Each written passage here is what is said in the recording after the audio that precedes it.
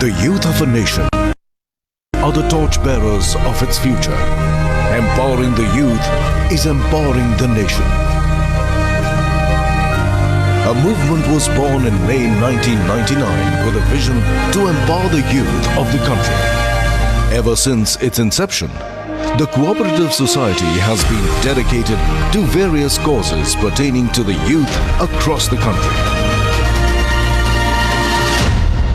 Started by Mr. Velamveli Muralidharan with a group of like-minded professionals, National Yuva Cooperative Society is the only multi-state, multi-purpose cooperative society working for the empowerment of youth. NYCS has been spearheading the youth empowerment movement by supporting the youth of the country across different areas, be it financial support through its microfinancing initiative, Jananidhi, or skill development program, Govida.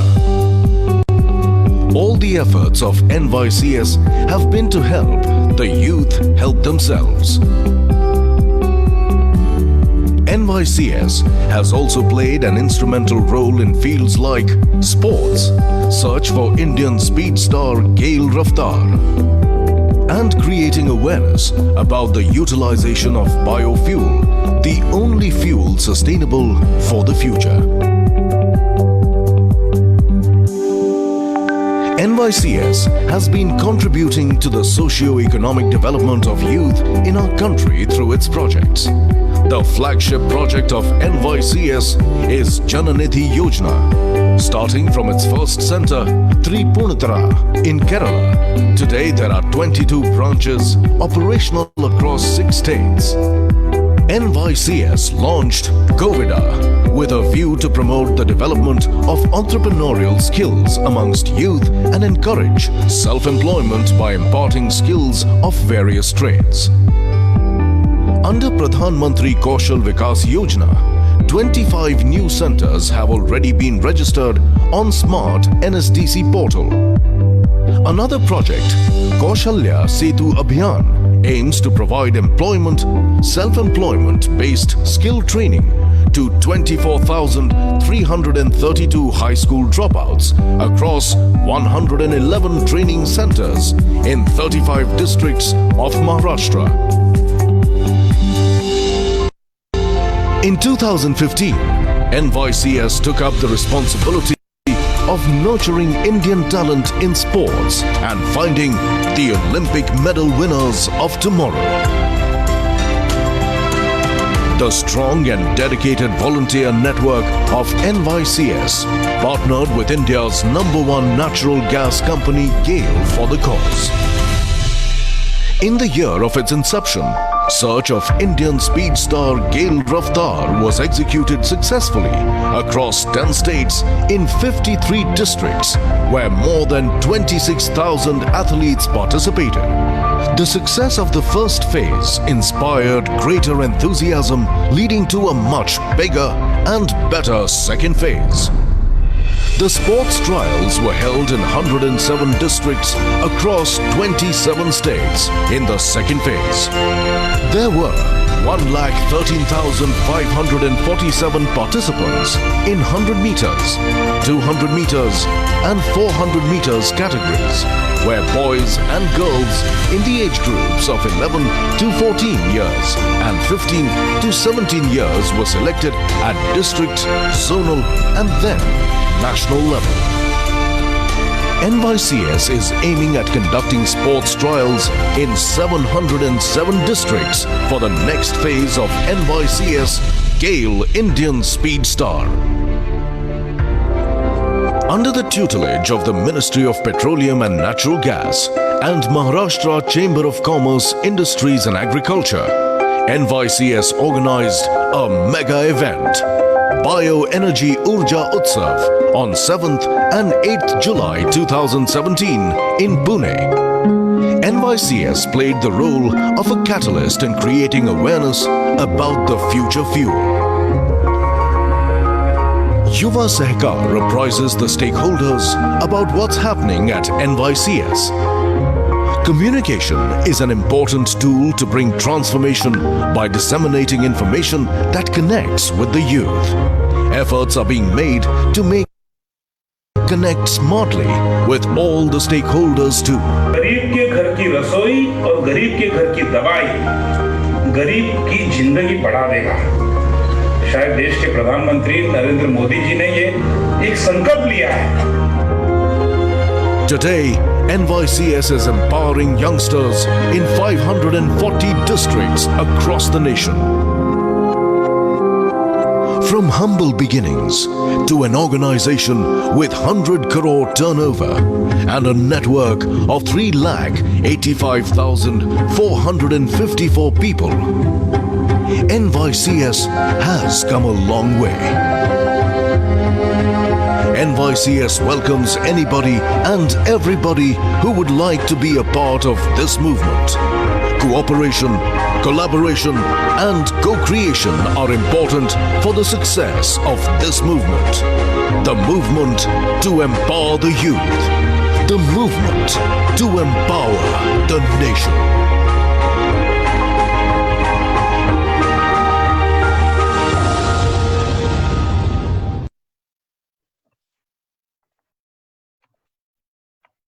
Good evening.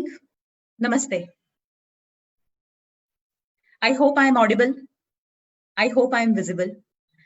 New normal ये एक ऐसा शब्द है कि जो गए पिछले महीनों में हमने बहुत बार यूज किया। एक साइड पे हम कहते हैं कि new normal and on the other side हम ही कहते हैं काश फटाफट से वैक्सीन आ जाए, कोई दवाई आ जाए, सब कुछ नॉर्मल हो जाए, सब कुछ पहले जैसा हो जाए। तो दोस्तों, क्या आपको ये लगता है कि this is a bit contradictory? ये दो उत्तर दक्षिण वाली बातें हैं। आज हम जितने भी लोग हम यहाँ पे जमा हुए हैं, हम सबको ये एक्सेप्ट कर लेना पड़ेगा दैट ये कोविड-19 नाम का एक रीसेट बटन पूरी दुनिया के लिए प्रेस हुआ है and the world probably will never go back to what it used to be earlier. Definition of everything has changed. Relevance of what was important, what was not important, what is essential, what is not essential, how businesses are done, how transactions are transacted, सबकी परिभाषा बदल चुकी है। और अगर हम ये new normal में पुराने तरीके से ही काम करते रहेंगे तो अलग या बेटर परिणाम नहीं मिल पाएगा। दोस्तों, जैसे हमारे माननीय प्रधानमंत्री श्री नरेंद्र मोदी जी ने भी कहा है दैट ये लॉकडाउन नहीं था, ये लॉक इन था। It was a once in a lifetime opportunity for all of us to find out, to contemplate, to evaluate what lies ahead of us और ये disaster, ये pandemic को हम opportunity में कैसे convert कर सकते हैं for the benefit of ourselves as well as for the benefit of entire nation, entire humanity. We at National Yuva Cooperative Society Limited, being the largest multi-state, multi-purpose cooperative society of India, working for youth development since 1999, we assume responsibility to guide the youth, to give them proper direction, to give them positive direction, and to resolve their doubts so as to guide them come out better, come out victorious out of this pandemic situation. इसीलिए दोस्तों, हमने ये webinar series का आयोजन किया है जिसका नाम है यूथ फॉर आत्मनिर्भर भारत। और इसी सीरीज का आज 24 जुलाई 2020 को ये पहला वेबिनार होने जा रहा है। मैं प्रकृति उपाध्याय, नेशनल युवा कोऑपरेटिव सोसाइटी की तरफ से आप सभी का तहे दिल से इस महामंच पे स्वागत करती हूं। Without wasting much of your time, I would now request our respected and beloved Chairman Shri Rajesh Ji Pandey to inaugurate this event with his welcome address. Rajesh Ji. नमस्कार। देश भर के सारे मेरे साथियों का, भाइयों बहनों का आज के इस वेबिनार में मैं स्वागत करता हूं। हम सबके मार्गदर्शक आदरणीय सुनील जी, हम सबका नेतृत्व कर रहे ऐसे हमारे अध्यक्ष श्रीमान प्रकाश जी, मेरे सारे बोर्ड के साथी, सारे देश भर के स्टेट इंचार्ज, सारे डिस्ट्रिक्ट रिप्रेजेंटेटिव, NYCS के टीम में जुड़े सारे भाई और बहनों, जैसे अभी बताया गया कि दुनिया, देश, पूरा समाज, हम सब एक बहुत बड़े संकट से गुजर रहे हैं। हम लड़ रहे हैं, हम जूझ रहे हैं,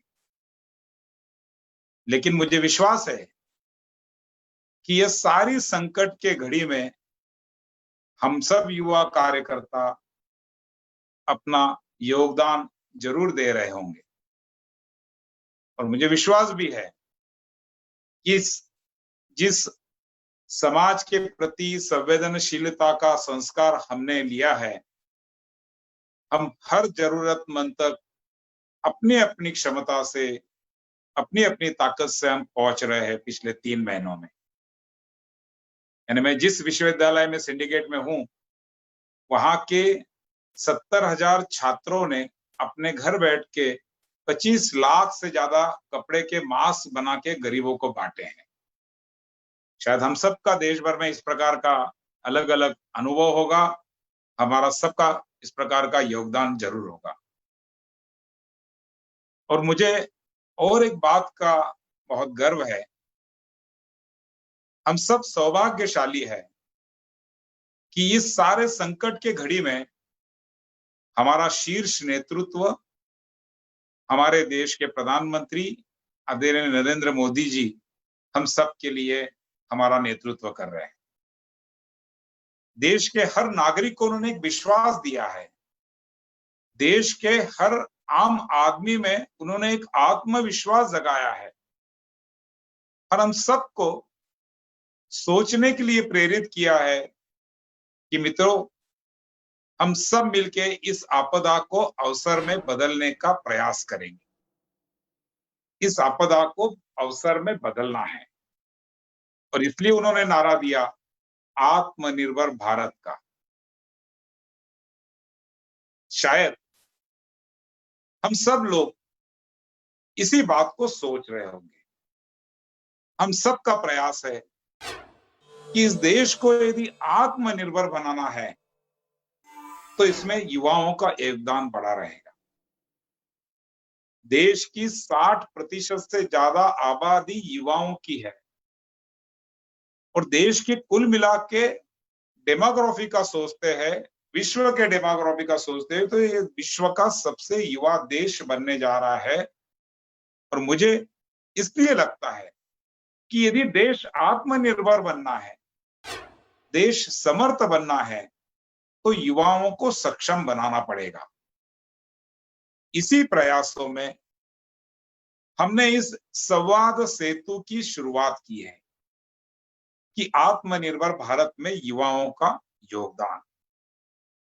मित्रों, जैसे हमारे सामने सोच रखी गई है, हमें समर्थ भारत, हमें आत्मनिर्भर भारत, ये आत्म केंद्रित और अर्थ केंद्रित नहीं बनाना है। हमें देश को आत्मनिर्भर बनाना है, वो मनुष्य केंद्रित। दीनदयाल जी के शब्दों में, इस देश के आखिरी व्यक्ति को मदद मिले, इस प्रकार का प्रयास करना है। इसलिए एक युवाओं के संगठन होने के नाते इस देश के युवाओं को सक्षम बनाने के हेतु से आत्मनिर्भर भारत के इस अभियान की हर योजना को देश के आखिरी युवा तक पहुंचाने का ये एक प्रयास हम लोग आज से शुरू कर रहे हैं। यह प्रयास इस देश के युवाओं के लिए एक पथदर्शी हो, ऐसा कोशिश हम आने वाले दिनों में करेंगे। हम सबका सौभाग्य है कि जिन्होंने हमें हमेशा मार्गदर्शन किया, ऐसे माननीय सुनील अंबेकर जी हमारे इस संवाद सेतु की शुरुआत कर रहे हैं। उनका मार्गदर्शन भी हमें एक अर्थ से दिशादर्शी रहेगा। और आप सब लोग, बहुत दिनों के बाद हम सब लोग मिल रहे हैं, हम सब मिलके आखिरी युवाओं तक पहुंचने का प्रयास इसमें से करेंगे। आप सबका स्वागत करता हूं। आप सबको इस अभियान में जुड़ने के लिए और इस अभियान से आखिरी युवाओं तक पहुंचने के लिए हर युवा का योगदान देश को आत्मनिर्भर और समर्थ बनाने के लिए हम सबको शक्ति मिले, ऐसी ईश्वर से प्रार्थना करता हूं और मेरे प्रास्ताविक को यहाँ विराम देता हूं। नमस्कार। Thank you so much Rajesh ji. एक पंक्ति याद आती है, आपने जो बताया उस पे से, बहुत मुश्किल है उस शख्स को गिराना, चलना जिसे ठोकरों ने सिखाया है। So it is always true. Now I request our GM of Skill Division, Shri Vivek Surveji, to please introduce our Chief Speaker of the day. नमस्कार। यूथ अगेंस्ट करप्शन और थिंक इंडिया, आज के सोशल मीडिया के इस दौर पे ये दो शब्द अगर आप सोशल मीडिया में डायल करेंगे तो आपको नाम सामने आएगा, वो है माननीय श्री सुनील अंबेकर जी का। महाराष्ट्र में नागपुर के मूल निवासी, आपने MSc in geology with specialization in cytology from institute of science Nagpur से प्राप्त की है। आप एक वरिष्ठ संघ प्रचारक है और वर्तमान में राष्ट्रीय स्वयंसेवक संघ के सह प्रचार प्रमुख का दायित्व निभा रहे हैं। इनका केंद्र भाग्यनगर यानी अपना हैदराबाद है। RSS road map for 21st century शीर्षक से सर्वाधिक चर्चित पुस्तक के लेखक हैं। आप जो लोग आरएसएस को समझना चाहते हैं, इनके लिए यह पुस्तक उपयोगी है, क्योंकि संघ के गहन अंतर्दृष्टि के साथ इसे लिखा गया है, ये मानना है। अंबेडकर जी एबीवीपी के राष्ट्रीय संगठक थे, जो गत 16 साल से अधिक छात्र संगठक रहे हैं। एबीवीपी के साथ 3.5 दशक की यात्रा के दौरान कई महत्वपूर्ण भूमिकाएं निभाई हैं। जब उन्होंने 2003 में मामलों की बागडोर संभाली, he was pivotal in shaping ABVP's 21st century look, whatever it is right now. He was pivotal in shaping everything from various movements. He also mentored young leaders across India. He has interacted in leading universities in India and abroad, IISc, IITs, VHU, JNU, Princeton, Purdue, Peking, जो Japan में है, ऐसे कई नाम मैं ले सकता हूँ। Sunil ji was an international observer to the 2018 presidential elections in Russia and has been part of the 3-member delegation to International Department of Communist Party of China in 2012. ऐसे बहुआयामी व्यक्तित्व का स्वागत करता हूं, जो NYCS को हमेशा मार्गदर्शन करते आ रहे हैं और आगे भी हमको वो मार्गदर्शन करते रहेंगे। ये प्रार्थना के साथ मैं अपने 2 शब्द और ये इंट्रोडक्शन समाप्त करता हूं। प्रकृति जी। It is indeed a very difficult task to introduce somebody who actually requires no introduction. With immense pleasure, with immense gratitude, I would like to invite the very dynamic, the very humble, brilliant patron, path bearer, Shri Sunil Ambekar ji, before all of you. Over to Sunil ji.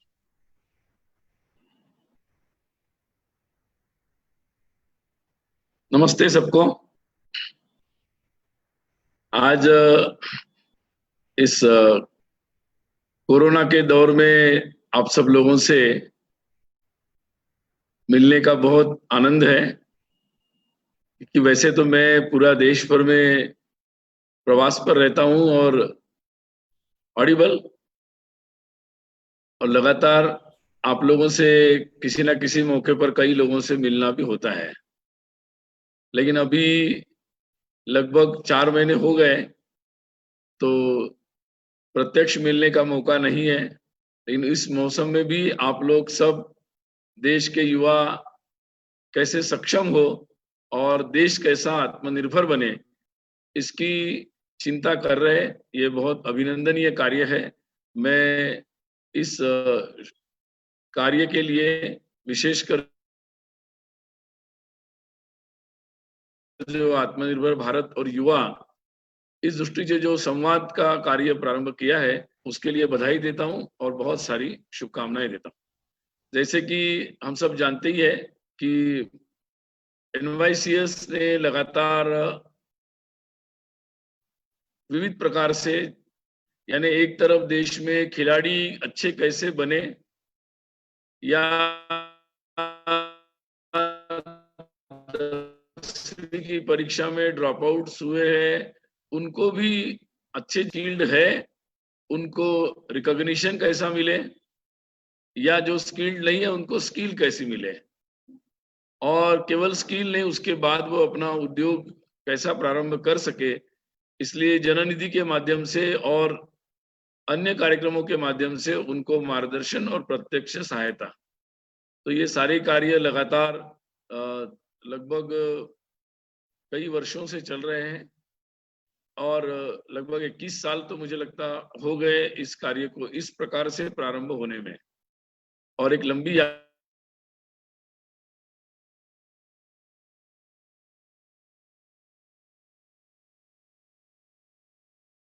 सबसे पहले आज हम लोग पूरे देश के लोग जिस कोरोना की बीमारी से लड़ रहे, उस समय हमारे देश में हमारे कई सारे कर्मचारी, मेडिकल स्टाफ, डॉक्टर्स, पुलिस,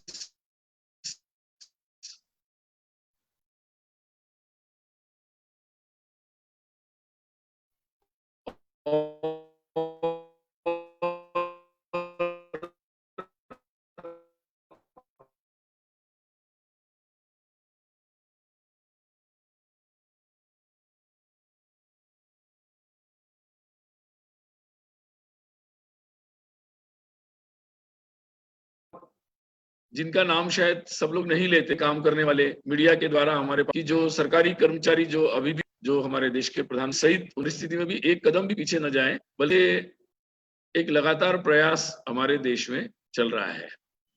और इसमें जो लोग लगे हैं उनमें से कुछ लोगों को अपनी जान भी इस सेवाओं को देते देते गंवानी पड़ी।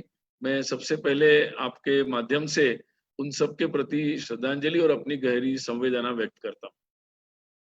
पिछले दिनों और एक मौका ऐसा आया कि हमारे ही पड़ोसी देश ने हमारी जमीन के कुछ हिस्सों पर घुसपैठ करने का प्रयास किया, और चीन का वो आक्रमण ऐसा था कि जिसके सामने पीछे हटने का कोई नाम ही हमारे सैनिकों ने नहीं लिया, और वो एक एक इंच को बचाने के लिए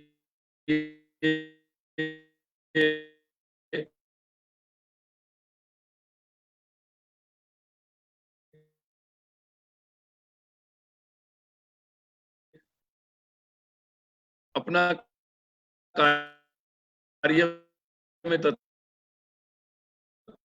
हो गए। 20 सैनिक हमारे शहीद हुए, उनका बल भी मैं निश्चित रूप से इस समय पर मुझे लगता है कि हम सब लोगों के लिए संकल्प है कि जैसे कोरोना में हमारे देश की व्यवस्थाओं के बारे में बहुत कुछ कहा जाता है कि हमारी व्यवस्थाएं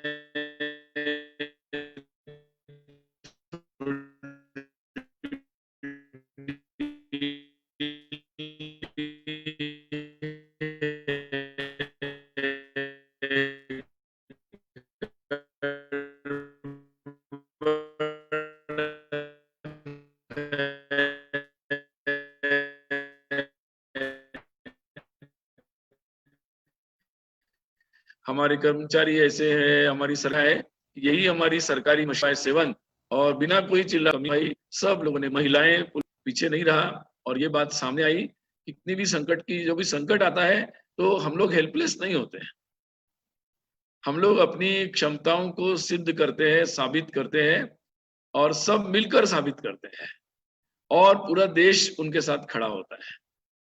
ये मुझे लगता है कि बहुत एक सकारात्मक बात है जिसको समझना जरूरी है। दुनिया में ऐसे कई सारे देश हैं कि जिन देशों में ये संकट आया और पूरी जनता केवल सरकार की तरफ देख रही है, सरकार की मशीनरी क्या करेगी उसी पर सब कुछ निर्भर है। हमारे देश में सरकार तो निश्चित रूप से सक्रिय है, संवेदनशील है, लेकिन साथ साथ एक वॉलंटरिज्म, एक स्वयं होकर समाज के द्वारा काम करना, इसके बहुत बड़ी एक श्रृंखला हमारे देश में आई है। और ये श्रृंखला भी अगर हम देखेंगे तो जिसको जो समझ में आता है वो सब लोग उसमें लगे हैं। कोई भोजन की व्यवस्था कर रहा है, कोई डॉक्टर्स को मदद कर रहा है, कोई हॉस्पिटल में मदद कर रहा है, कोई लोगों की अन्य प्रकार की सेवाएं कर रहा है, कोई बुजुर्ग लोगों की सेवा कर रहा है। जितने भी काम हो सकते वो सारे काम लोग कर रहे, कई संस्थाएं कर रही है। और मुझे लगता है कि प्रवासी मजदूरों को, कुछ लोगों को हमारे देश में थोड़ा कष्ट हुआ और कुछ पैदल भी जाना पड़ा, लेकिन ये देखने के बाद असंवेदनशीलता नहीं दिखी, बल्कि एक अच्छे संवेदनक्षम सरकार और समाज का दर्शन हुआ। वो संख्या अगर कुछ हजार की है जो पैदल जा रहे थे, लेकिन एक एक प्रांत में अगर उत्तर प्रदेश ले तो मोर देन 35 लाख, बिहार लेंगे तो मोर देन 25 लाख। ये संख्या करोड़ से ज्यादा संख्या है जो हमारी ट्रेनों से बहुत ही शांति और सुरक्षित तरीके से पहुंची। रास्ते में उनको सरकार, पुलिस और सामाजिक संस्थाओं ने उनके भोजन, अन्न, सबकी व्यवस्था की। आज मैं भोपाल में बैठा हूं, मध्य प्रदेश ने तो लोगों ने और यहाँ के पुलिस ने भी, यहाँ तक कि उनके प्रदेश के लोग नहीं थे, आ रहे थे इधर पश्चिम से और जा रहे थे बिहार उत्तर प्रदेश की तरफ, उनकी भी सेवा ने, सरकार ने कोई कमी नहीं रखी और लोगों ने उनके लिए अन्य प्रकार की व्यवस्था है। इवन पुलिस ने चप्पल भी दी। राष्ट्रीय स्वयंसेवक संघ से लेकर बहुत सारी सामाजिक धार्मिक संस्थाएं, सब लोग उनके मदद में आए।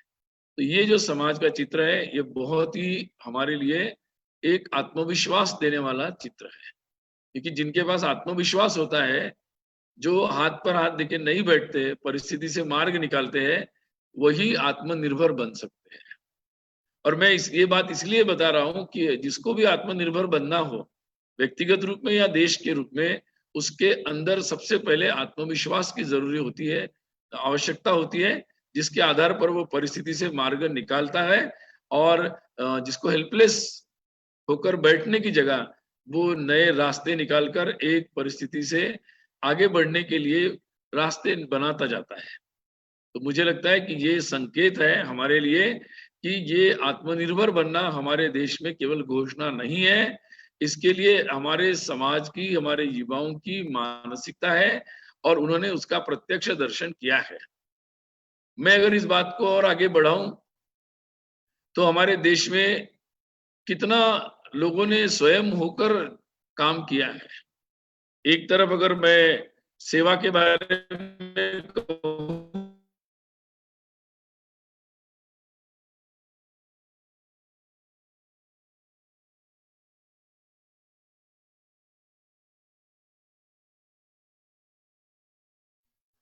तो राष्ट्रीय स्वयंसेवक संघ, सेवा भारती, एबीवीपी, तो बहुत सारे ऐसे आंकड़े हैं कि जिसमें हम लोग समझेंगे कि कितने करोड़ों में ये सारा काम हुआ है। और लगभग 1 करोड़ से ज्यादा लोगों को रेशन किट दिए गए। लगभग एक संगठन में ही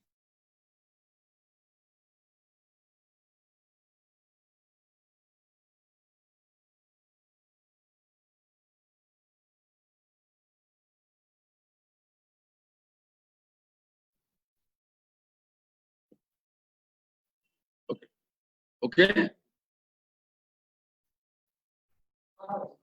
तो अगर मैं एक संगठन का ही हिसाब बताऊं आपको, तो 4,79,949 इतने स्वयंसेवक उसमें काम में लगे और 1,10,00,000 से ज्यादा रेशन किट परिवारों में दिए गए।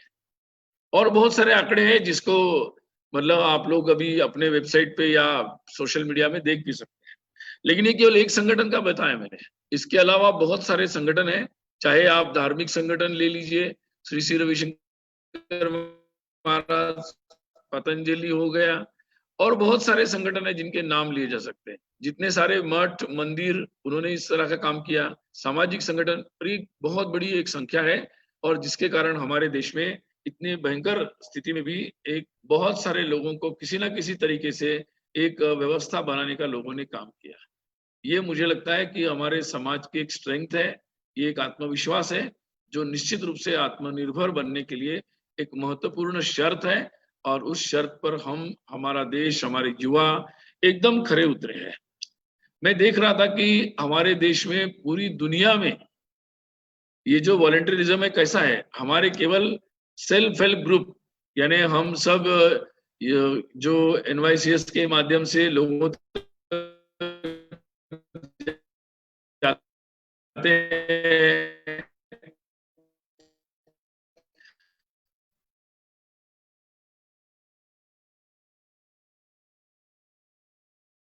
छोटे छोटे ग्रुप में आर्थिक से नए नए उद्योगों को हम प्रोत्साहन आंकड़ा लिया जाए, लगभग 6 उसमें मतलब 5 महिलाएं उसमें शामिल हुई और उन्होंने ही 5.4 करोड़ इतने जो मास्क है वो लोगों के लिए बनाकर प्रस्तुत कर दिए थे। और मैं ये आंकड़ा जो बता रहा हूँ ये बहुत पुराना है, ये मई का आंकड़ा है, अभी 2 महीने में तो और बहुत सारी चीजें हुई। 10,000 कम्युनिटी किचन चलाए, मतलब हमारे केवल महिलाओं के सेल्फ हेल्प ग्रुप ने ही केवल भोजन नहीं खिलाया, कम्युनिटी किचन चलाए, उसका भी अपना एक स्किल होता है। मास्क बनाए, मतलब सिलाई का जो उनका अपना एक स्किल है वो उसमें से उभर के आया। सैनिटाइजर बनाए गए, ये भी अपने आप में एक स्किल है। तो ये स्किल कहाँ थे?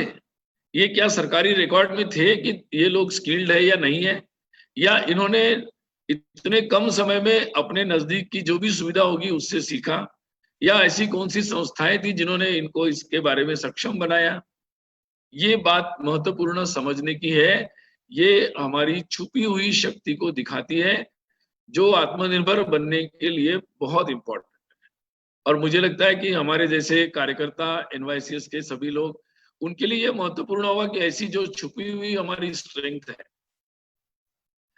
जो शायद उभर कर नहीं आई है, उस स्ट्रेंथ को हम कैसे उभार कर ला सकते हैं, उसको कैसे कनेक्ट कर सकते हैं, उसको कैसे जोड़ सकते हैं, उनको एम्पावर कैसे कर सकते हैं, उनके लिए कोई प्लान कर सकते हैं क्या? तो ये जो शक्ति जो बिल्कुल छुपी हुई है, सामने नहीं आई, उसको हम देश के हित में, समाज के हित में उपयोगी कर सकते हैं। उनके स्वयं के जीवन में भी एक महत्वपूर्ण सुधार उससे आ सकता है।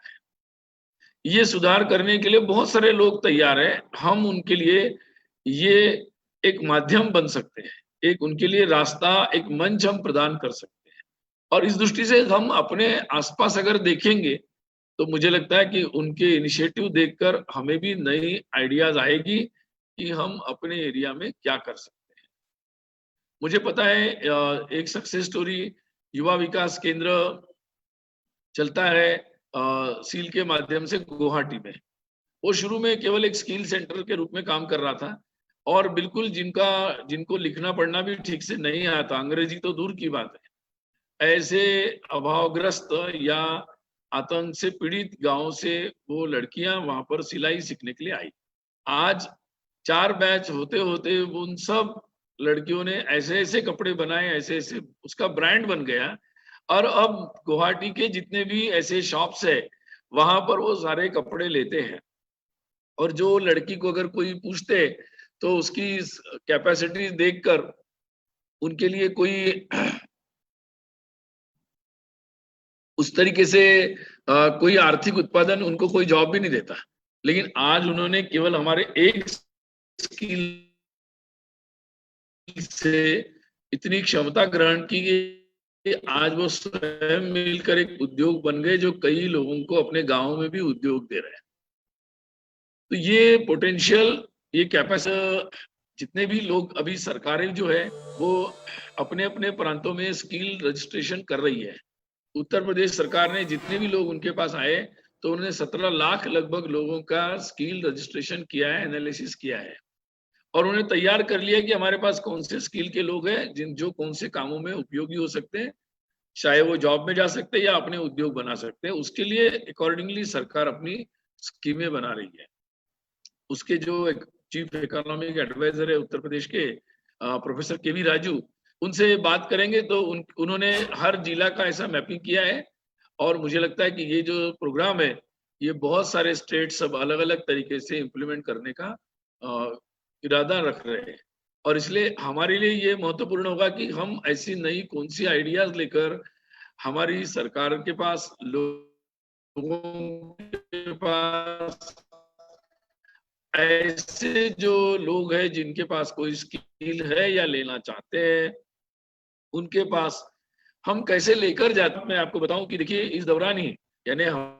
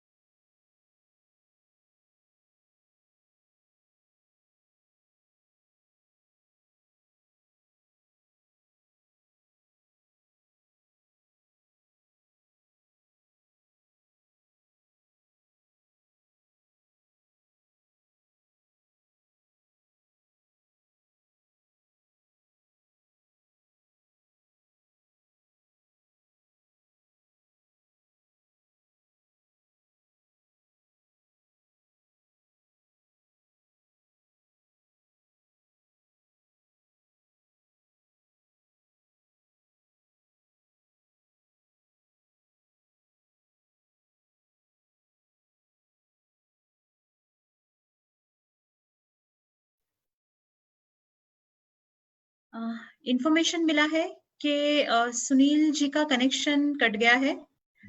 Bear with us for some time. We are trying to reconnect. Give us a minute. Please be patient. Give us a minute. Thank you.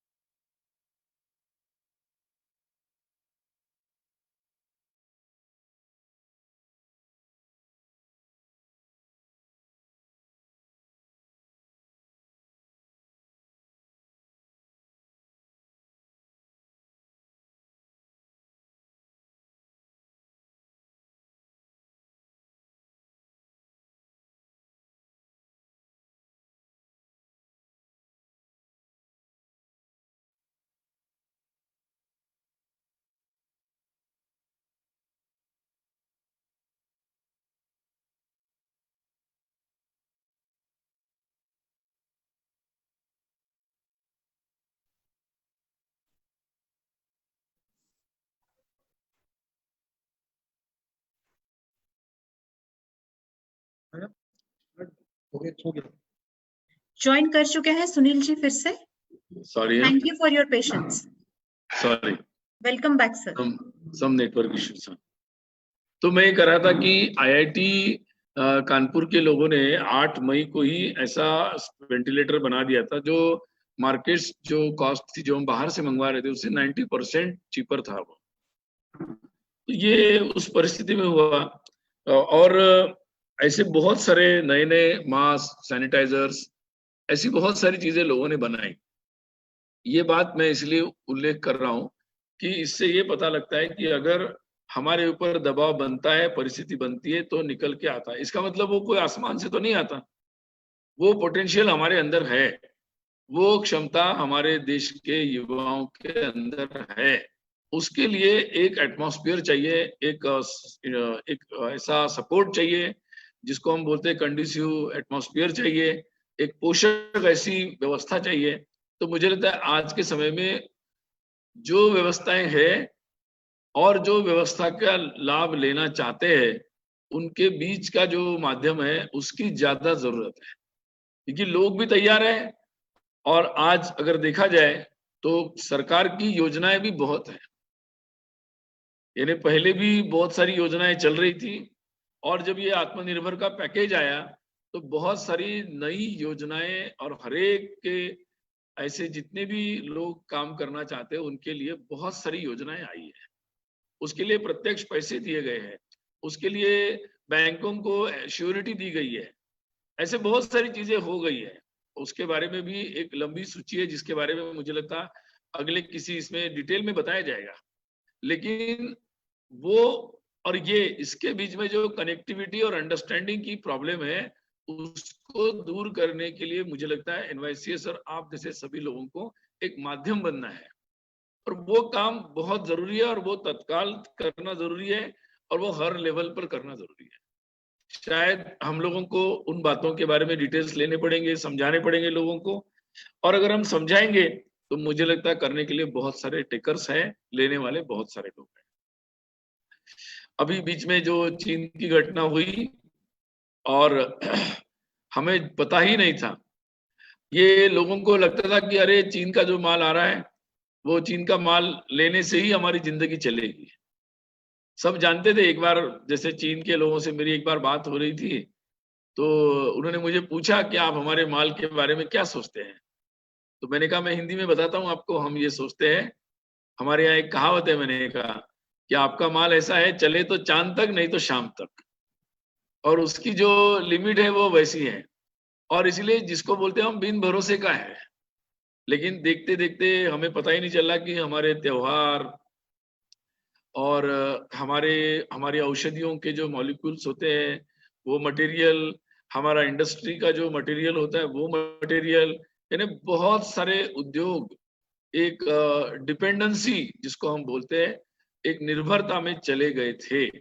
हमें पता नहीं था कि हमारे सारे युवा ऐसे ऐप को उपयोग कर रहे हैं जो हमारे ही देश की जानकारी लेकर हमारे देश के खिलाफ उसका उपयोग करते हैं।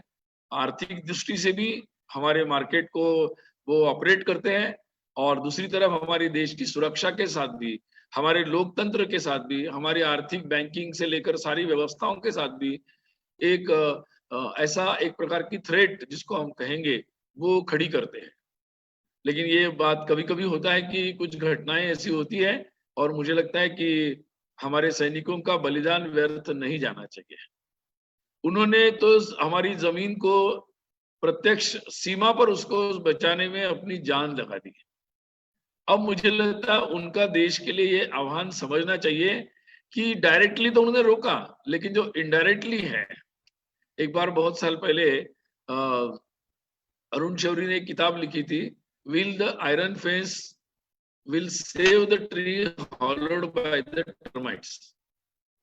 आप समझते होंगे कि अगर पेड़ को दीमक लग जाए, उसको आप लोहे का कितना भी फेंसिंग भी लगा दो, तो वो लोहे का फेंसिंग उस पेड़ की सुरक्षा नहीं कर सकता जिसको दीमक लग गई है। और इसीलिए हमारे सैनिकों ने एक लोहे का बहुत बड़ा ऐसा अपनी जान पे खेल कर ऐसा एक तंत्र हमारी सीमाओं पर खड़ा कर दिया है कि हमें उसके लिए चिंतित होने की जरूरत नहीं, उनके साथ खड़े होने की जरूरत है। लेकिन दूसरी बात हमारी जिम्मेदारी के साथ में आ जाती है, और जो बात मुझे लगता है कि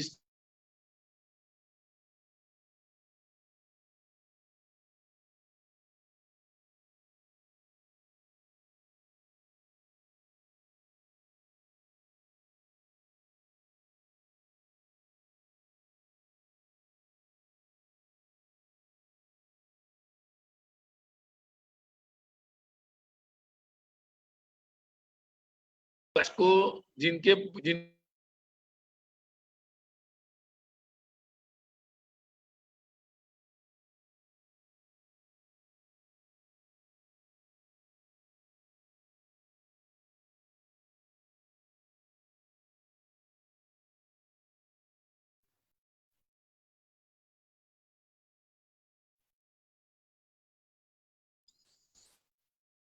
I think there is some technical issue again. Sunil ji disconnect. I am back. Yes, he is back. I am back. जी sir. तो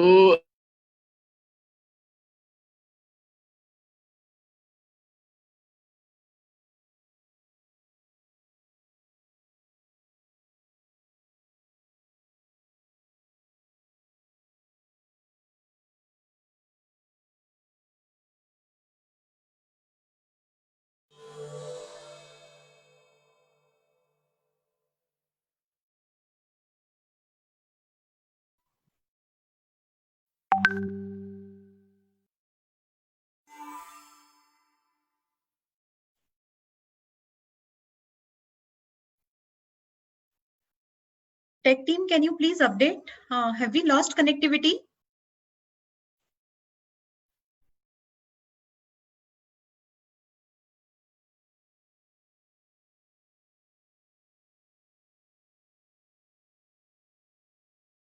ये पेंडेमिक के बाद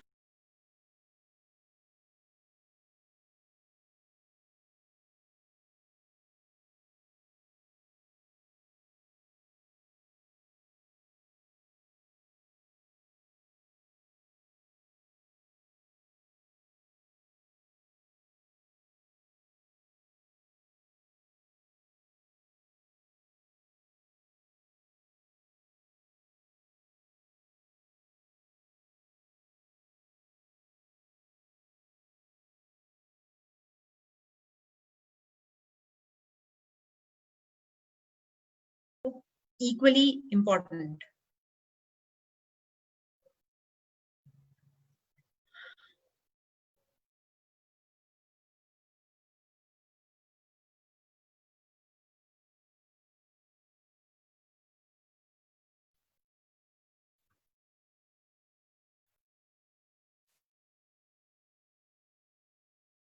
और सुनील जी ने जो बताया कि ये एक अपॉर्चुनिटी है फॉर एवरीबडी, तो बचपन में एक कहानी सुनते थे हम कि एक टापू पे, एक आइलैंड पे 2 सेल्स पर्सन को छोड़ दिया गया और बोला कि जाके जूते बेचो। एक ने कॉल करके रिपोर्ट दिया कि यहाँ पे कैसे जूते बेचूं, यहाँ पे तो कोई भी जूते नहीं पहनता। और दूसरे ने कॉल करके बताया कि जितने जूते आप बनाते हैं सारे भिजवा दीजिए, यहाँ पे तो कोई भी जूते नहीं पहनता. So I think situation was same for both. One took it as an opportunity and one took it as an excuse. Sunil ji is back, so I will not bother you further. Yes.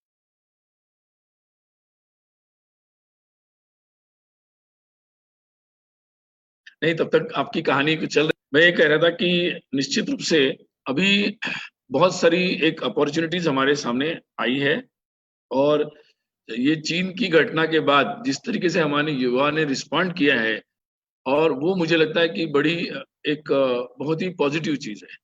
दूसरा, अभी बहुत सारे लोग गांव में गए, अपने अपने ग्रामीण क्षेत्र में गए, या बड़े शहरों से छोटे शहरों में गए, और इसने भी एक नई अपॉर्चुनिटीज क्रिएट की है.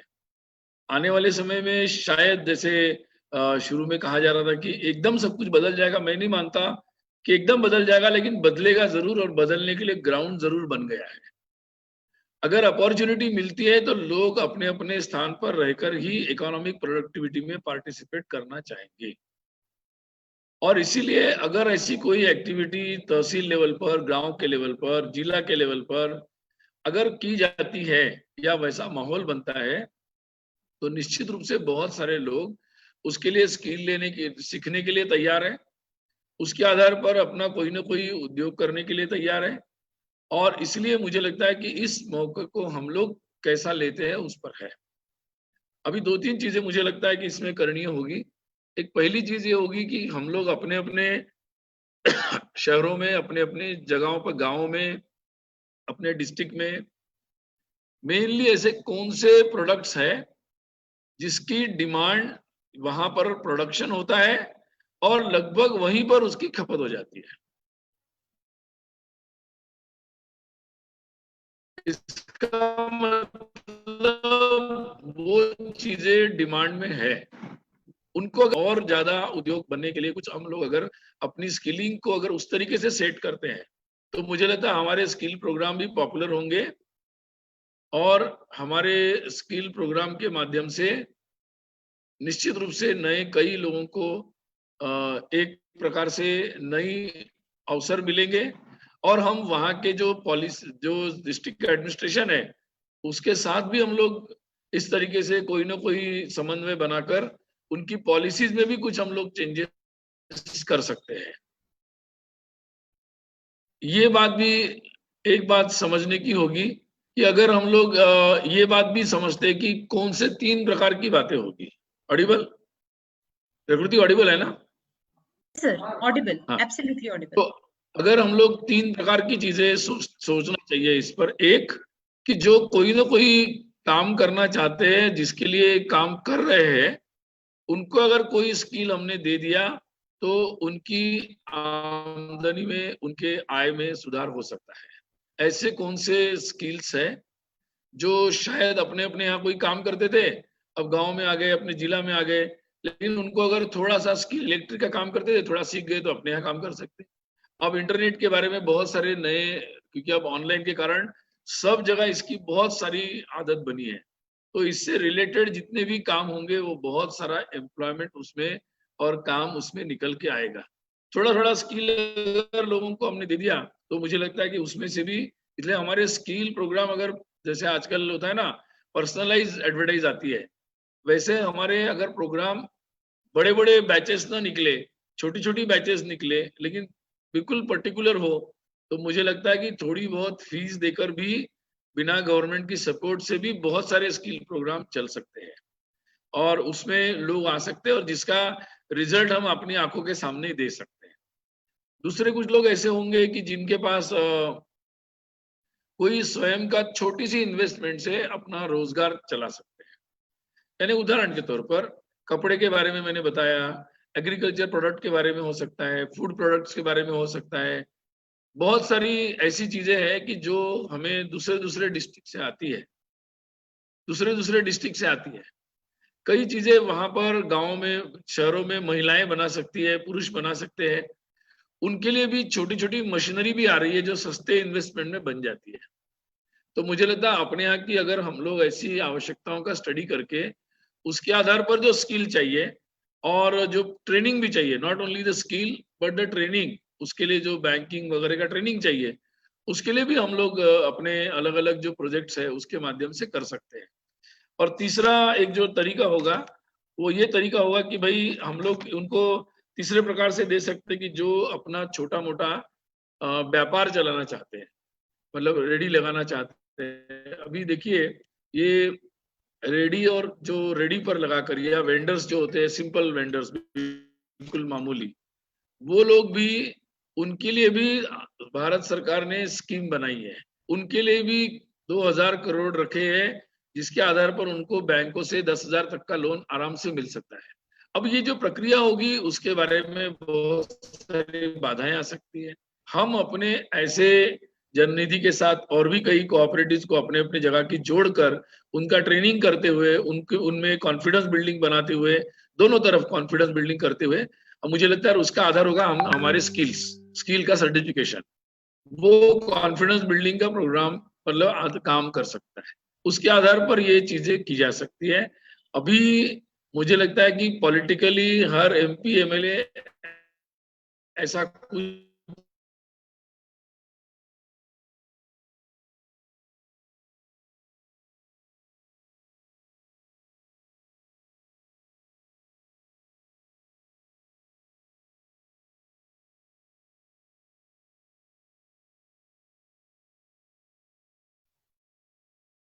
कि बहुत सारा एक टेंशन क्रिएट हुआ है उनके एरिया में, इसलिए पॉलिटिकल सारी चीजें में आगे बढ़ सकते हैं और एक ऐसा माहौल भी बना सकते हैं कि जिसके माध्यम से हम लोग आगे बढ़ सकते हैं। अब एक और काम होगा, वो काम ये होगा कि बहुत सारी सरकारी जो उद्योग है, सरकारी जो स्कीम्स है, इसके बारे में नहीं मालूम, हमें नहीं मालूम, लोगों को नहीं मालूम। हमारे जितने भी मशीनरी है, चाहे बैंकिंग वाले हो या और भी तरह से जो मशीनरी है, उन तक भी ये स्कीम्स पहुंचने में टाइम लगेगा।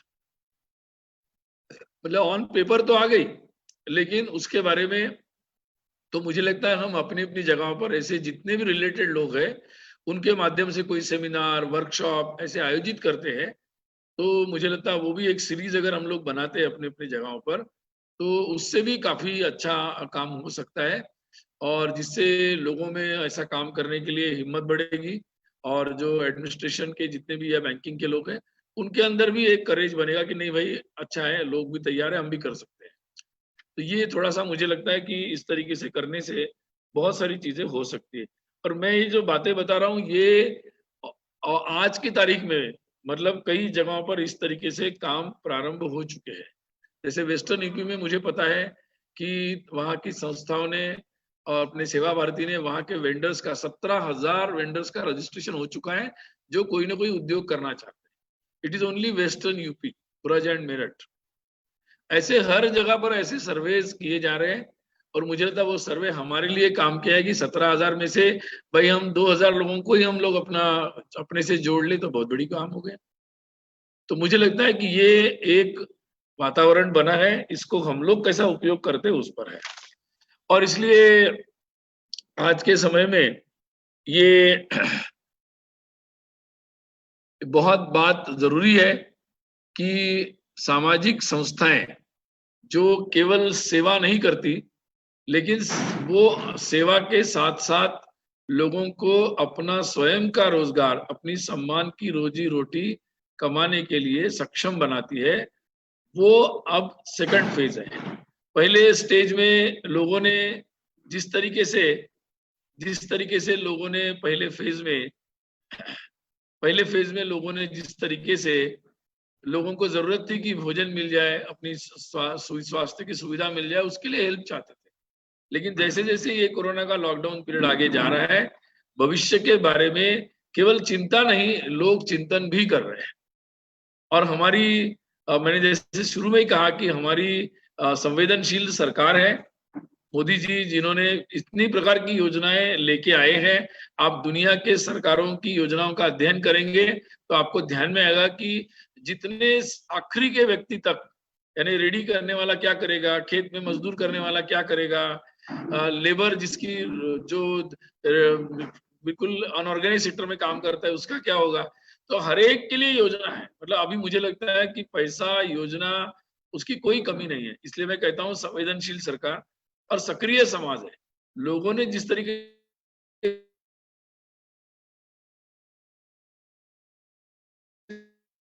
सक्रियता दिखाई, हमारे सेल्फ हेल्प ग्रुप ने सक्रियता दिखाई और उन्हें दिखाई, सरकारी एक्टिव है, तो मुझे लगता है इसके बीच में ब्रिजिंग का काम बहुत जरूरी है। और हम लोगों की जितनी भी योजनाओं पर हम लोगों ने पहले भी काम किया है, वो चाहे जैसे मैंने पहले भी कहा कि जन निधि हो या स्किल डेवलपमेंट के प्रोग्राम हो, अलग अलग तरीके से, ये इसके लिए बहुत ही ज्यादा हेल्पफुल है। आज के समय में महिलाएं जिन्होंने बहुत आगे बढ़ चढ़ कर इस सारे दौर में कई प्रकार के कामों में अपनी कुशलता को दिखाया है। ये केवल शहरी क्षेत्र में नहीं, बिल्कुल ग्रामीण क्षेत्र में, झुग्गी झोपड़ी में, हर जगह। तो मुझे लगता है कि ये एक और नया बदलाव हो रहा है कि बहुत बड़ा, जिसको हम अपने उत्पादन में भी बहुत बड़ी एक सहभागिता की दृष्टि से आगे बढ़ सकते हैं।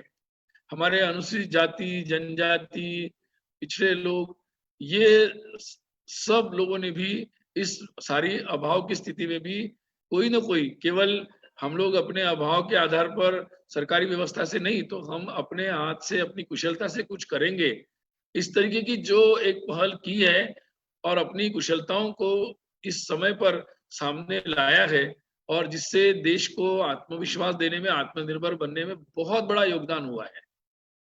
तो मुझे लगता है कि ये ऐसा हमारा जो भारत है, वो भारत पूरी दुनिया में इसलिए इसकी चर्चा हो रही है, और इसलिए दुनिया के बड़े बड़े देश भारत के साथ हाथ मिलाना चाहते हैं। जापान चाहता है कि हमारे पास भारत के लोग आए और उनके कुशलता के आधार पर हम आने वाले समय में आगे बढ़े। दुनिया के और भी कई सारे देश हैं जो हमारी कुशलता से, कुशल हाथों से बने हुए सामान को खरीदना चाहते हैं। वो चीन के उन प्रोडक्ट्स को जिससे उनकी सुरक्षा के लिए खतरा हो, या जिस देश में लोकतंत्र न हो और एक डिक्टेटरशिप के आधार पर लोगों पर अन्याय हो रहा हो, ऐसे जिसमें खून लगा हो लोगों के ऊपर अत्याचार का, वो प्रोडक्ट्स दुनिया के बहुत सारे लोग नहीं लेना चाहते। एक जो सबसे बड़ा लोकतांत्रिक देश हो, जहां समाज के हर व्यक्ति की सहभागिता हो, ऐसे समाज, और जो दुनिया के लिए हित सोचता है, दुनिया की भलाई के लिए सोचता है, वसुधैव कुटुंबकम सोचता है, ऐसे भारत के लोगों के हाथ से बने हुए सामान पूरी दुनिया लेना चाहती है।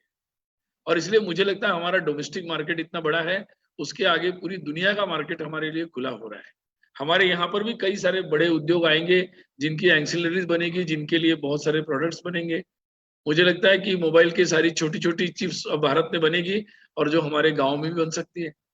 तो मुझे लगता है कि बहुत सारी नई बातें हैं, एक समय बदल रहा है, एक बड़ी अपॉर्चुनिटी हम लोगों को मिली है, एक बड़ा अवसर मिला है, और मुझे विश्वास है कि हम सब लोग निश्चित रूप से इसका उपयोग करेंगे, और निश्चित रूप से अपने NYCS के श्री प्रकाश साहू जी और राजेश पांडे जी, ये लोग भी इसके बारे में कई नई योजनाएं लेकर आएंगे, और आप सब लोग उसमें बढ़ चढ़ कर हिस्सा लेंगे, और निश्चित रूप से एक बड़ा अच्छा योगदान, छोटा मोटा क्यों ना हो, लेकिन एक अच्छा सघन ऐसा योगदान भारत को आत्मनिर्भर बनाने में हम सब लोग देंगे।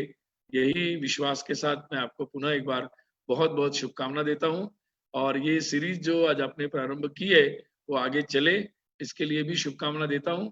मुझे आज आप लोगों से मिलने का अवसर NYCS ने दिया, इसके लिए उनका भी मैं धन्यवाद करता हूं और अपनी बात पूरी करता हूं। नमस्ते। भारत माता की जय। Thank you so much, sir. Thank you for your guidance. Thank you for your blessings. Now I would request our respected and beloved President, Shri Prakash Sahu ji, to please give his concluding remarks. आज के हमारे जो webinar है, webinar के मुख्य वक्ता हम सब लोगों के मार्गदर्शक माननीय श्री सुनील नाम्बेकर जी, मेरे साथी और हम सब लोगों के प्रिय मार्गदर्शक, जो हमारे साथ NYCS के साथ पिछले 10 साल से भी ज्यादा हो गया में से इन्वॉल्व हम सब लोगों को गाइड करते आए हैं, श्री राजेश पांडे जी, डायरेक्टर सदस्य जो आज यहाँ उपस्थित हैं, executive directors, state representatives, district representatives and देश भर से जुड़े हुए मेरे NYCS के कलीग्स और कार्यकर्ता मित्रों, पिछले 3-4 महीनों से NYCS के पूरा कोर टीम अलग अलग स्तर में हम चर्चा करते आए हैं कि ये बदलते परिस्थिति में हम अपने आप को कैसे प्रेजेंट करें, अपनी टीम के साथ कैसे रहें, टीम को इकट्ठा करके कैसे आगे काम बढ़ाएं। 3-4 महीने का जो इन डेप्थ अवलोकन हुआ है हम लोगों का, उसके अंदर में हमने कुछ कठिन और कठोर डिसीजन भी लिए हैं, जो कि अपने कार्यकर्ता लोग भी हैं, एम्प्लॉयज है, उनको मालूम है। बट लॉन्ग टर्म स्ट्रेटेजी के लिए शॉर्ट टर्म कुछ प्रॉब्लम को हम सब लोगों को मिलकर झेलना है। ये हमने मजबूरी में लिया है, जरूरी था ये। बट मुझे लगता है कि ये एक शॉर्ट टर्म डिसीजन है, ये समय भी निकल जाएगा। NYCS अपना 20 साल का यह यात्रा में बहुत तरह के अप्स एंड डाउन्स देखे हैं, अनेक तरह के कार्यक्रम ने और प्रोजेक्ट्स, एक्टिविटीज, इनिशिएटिव्स हमने हाथ में लिया है। आज पीछे मुड़ के कभी देखते हैं तो खुद को विश्वास नहीं हो रहा है कि जो प्रोग्राम हमने लास्ट माइल तक 700 जिला तक हमने कभी कभी प्रोग्राम किया, एक्टिविटी किया, 15 दिन का, 7 दिन का, 1 महीने के नोटिस में, एंड इतने सुंदर से आप लोगों के माध्यम से हुआ है। कभी विश्वास नहीं होता कि फिर से हम ऐसे प्रोग्राम कर पाएंगे क्या। कभी कभी डर लगता है जब अपना पिक्चर देखते हैं, फोटो देखते हैं पुराना प्रोग्राम का, युवा सरकार उठा के देखते हैं, लगता है ये सब प्रोग्राम हमने किए थे, बहुत गर्व फील होता है। पर ये सब चीज आप लोगों ने किया है। मुझे लगता है कि 20 साल की यात्रा में हम बहुत सारे प्रोजेक्ट जो किए हैं, कुछ सफल हुआ है, कुछ नहीं हुआ है। मैं विफल तो नहीं कहूंगा, कुछ नहीं हो पाया है। उसमें से बड़ी सीख मिली है हमको। एंड मुझे लगता है कि हम आज यह जो छोटे बड़े बहुत सारे प्रॉब्लम है उसके अंदर में ये कोरोना जो महामारी है, पैंडेमिक हमारे सामने है, ये अलग तरह का प्रॉब्लम है। बट जब प्रोग्राम शुरू हुआ उससे पहले विद पॉजिटिव एनर्जी, अपने जो बोर्ड के एक सदस्य हैं director Prakriti ji, with full of energy and positivity always, की एकदम पॉजिटिव नोट पे उन्होंने शुरू किया है कि यह प्रॉब्लम नहीं है, इसको हम केवल अपॉर्चुनिटी के हिसाब में देखें। सच में 4 महीना पहले कभी हम सोच पाए थे क्या 20 साल के अंदर में एक बैठक करने के लिए 2 महीने का हमको सोचना पड़ता था, कौन आएगा, कहाँ रहेगा बैठक में, होटल बुकिंग हुआ, टिकट हुआ, रिम्बर्स हुआ, नहीं हुआ, नाराजगी रहता था कार्यकर्ता का, कितना पैसा खर्चा, कितना समय नष्ट होता था। एक छोटे से अपना रिव्यू मीटिंग के लिए पुणे दौड़ते थे, दिल्ली भागते थे, फ्लाइट में जाओ, ट्रेन में जाओ, पैसा नहीं है, बहुत सारी चीज। आज कितना आसान से, कभी कभी प्रॉब्लम हम लोगों को नए नए एवेन्यूज एंड अपॉर्चुनिटीज हमारे लिए लाता है, एंड इतना जल्दी इतना सुंदर चीज लाया। 4 लोग भी मिलते हैं, 50 लोग। आज अभी मैं देख रहा था 580 लोग, हम ये एक समय में 583 लोग अभी जुड़े थे, अभी फेसबुक को छोड़ के, लाइव स्ट्रीमिंग छोड़ के इस मीटिंग में थे। तो ये 3-4 दिन का नोटिस पे तो हमने, अच्छा है राजेश जी और बाकी लोगों का, टीम का सदस्य के सामने, जैसे माननीय सुनील जी ने कहा है कि बहुत सारे स्कीम्स है, संवेदनशील सरकार है और लोग भी, समाज भी सक्रिय है, बहुत सारे नॉन गवर्नमेंट ऑर्गेनाइजेशन भी बहुत कुछ करना चाहते हैं कुछ, लेकिन उनको मालूम नहीं क्या है, उन तक लास्ट माइल तक मालूम नहीं कि प्रोजेक्ट्स क्या है, इनिशिएटिव्स क्या है, गवर्नमेंट का मंशा क्या है, कितने लोग ट्रांसफर हुए हैं, कितने माइग्रेशन हुआ है। कुछ दिन पहले अपने सतीश मराठी जी ने कहा कि भारत स्वाधीनता के बाद सबसे बड़ा माइग्रेशन इस देश में हुआ है। 5 करोड़ से ज्यादा लोग माइग्रेशन हुआ है 2 महीने के अंदर में, एंड उनके लिए 80 to 90 लाख करोड़ का बिजनेस लॉस हुआ है। ये सब नेगेटिव साइड के बाद भी पॉजिटिव साइड, केवल देश के लिए नहीं, पृथ्वी के लिए भारतवर्ष एक रोल मॉडल प्ले किया है। एंड मुझे लगता है कि जब जब प्रॉब्लम आया है, NYCS उसको चैलेंज को फेस किया है, एंड कुछ लोगों ने जो 20 साल पहले एनवाइसिस जैसे एक संस्था का कुछ सोच के शुरू किया था, उनको मालूम नहीं था कि आर्टिफिशियल इंटेलिजेंस, मशीन लर्निंग, नए टेक्नोलॉजी, डिजिटल इंडिया ये सब आएगा।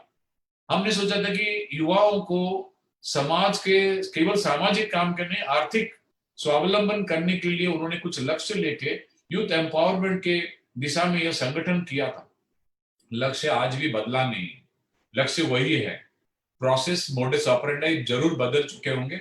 बहुत सारे प्रोजेक्ट हमने लिए हैं एंड अभी पिछले 1-2 साल से हम बहुत सोच रहे हैं, अपना टीम कुछ नए स्कीम्स जो 21वीं साल हमारा चल रहा है एंड 21वीं सदी का एक संगठन के हिसाब में हम अपने आप को प्रेजेंट कर सकें बदलते हुए परिस्थिति में।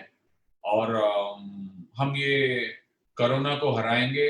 अपना एनवाइसिस का जो लक्ष्य है, I am proud of my team across the country, जिनके ग्रास माइल एफर्ट के कारण आज हम एक ऑल इंडिया ऑर्गेनाइजेशन के हिसाब में अपना परिचय दे पाए, अपना एक छवि है। एंड उस स्ट्रेंथ को लेके हम नया डायमेंशन के साथ, नया नीड को ध्यान में रखते हुए नया ऑर्गेनाइजेशन खड़ा करेंगे। पोस्ट पैंडेमिक हम लोग ये सब चीज को पीछे हटा के हम जीतेंगे, हम आगे बढ़ेंगे। इसी के साथ में मेरा विश्वास के साथ मैं मेरा वक्तव्य खत्म करता हूँ। धन्यवाद, नमस्कार। Thank you so much Prakash ji for guiding us. मित्रों, अभी कुछ ही मिनट, चंद मिनट हमारे साथ जुड़े रहिए, हम समय पे इस कार्यक्रम का समापन करेंगे। मैं हमारे डायरेक्टर श्री हिरेन भाई शाह से अनुरोध करूंगी कि वो फॉर्मल वोट ऑफ थैंक्स दे इस वेबिनार का। नमस्ते।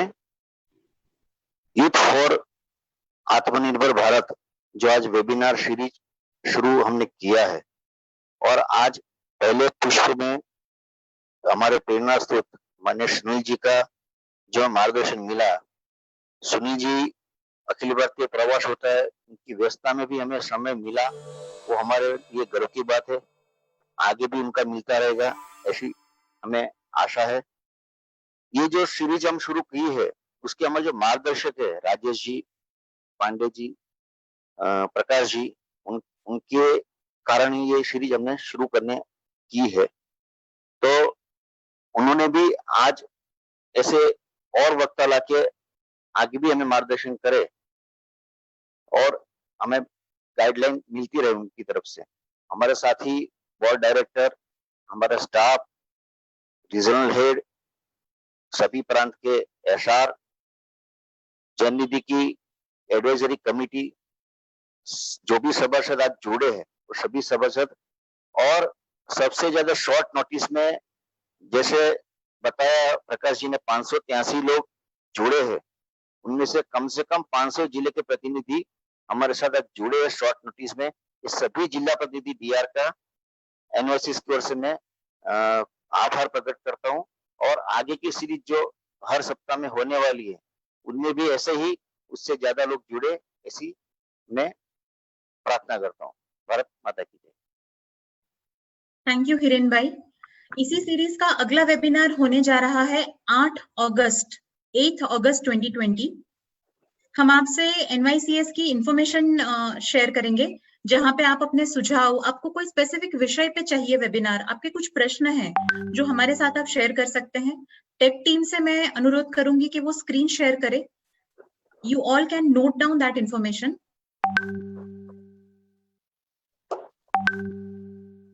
ये आज का इवेंट सक्सेस जिसकी वजह से हो पाया, वो हमारी टीम जो इस पे काफी दिनों से लगी हुई है, दिन रात, संडे, वीकेंड, लॉकडाउन कुछ ना देखते हुए, हमारे श्री अभिषेक कुमार जी और उनकी स्किल टीम, हमारी हर्षा कश्यप जी, हमारे प्रिय Vasudev Chaudhary ji, under the leadership of our beloved executive director Dr. Umesh Londe, and also a very special thanks to all our state representative, our regional heads, for making this event a grand success.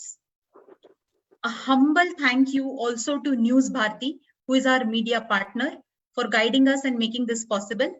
ये email ID है जहां पे आप हमें mail कर सकते हैं, आपको कौन सा टॉपिक नेक्स्ट चाहिए, आपकी कुछ क्वेरीज हैं, आपके सजेशन हैं। हमारा वेबसाइट है जो आप हमारे डिफरेंट डिविजन्स वर्टिकल्स के लिए रेफर कर सकते हैं। And we are also very active on Facebook, Instagram, Twitter, LinkedIn. आप हमसे वहां पे भी जुड़े हुए रह सकते हैं ताकि हमारे सारे इवेंट्स का अपडेट आपको आता रहेगा। कुछ लोगों से मुझे मैसेजेस मिले कि वो जूते वाली कहानी पुरानी थी, पर अभी समय नहीं है। नेक्स्ट वेबिनार में definitely I will try to come up with a new fresh story. गुफ्तगू में थोड़े जज्बात ज्यादा हो, बोले कम बेशक पर बात ज्यादा हो, मिलकर निकाल लेंगे हर मसले का हल। आदमी से आदमी की मुलाकात ज्यादा हो, पर ज्यादा मुलाकात with social distancing. So we will not stand between you and your Ratri Bhojan. Let us conclude this with a national anthem. I request tech team to play national anthem. हम सब अपने अपने स्थानों पे खड़े रह के ये ज्वाइन कर सकते हैं। जन गण मन अधिनायक जय हे भारत भाग्य विधाता। पंजाब सिंध गुजरात मराठा द्राविड उत्कल बंगा। विंध्य हिमाचल यमुना गंगा उच्चल जलधि तरंगा।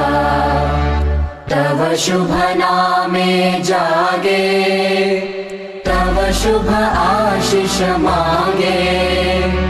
गाहे तव जय गाथा, जन गण मंगलदायक जय हे भारत भाग्य विधाता। जय हे जय हे जय हे जय जय जय जय हे।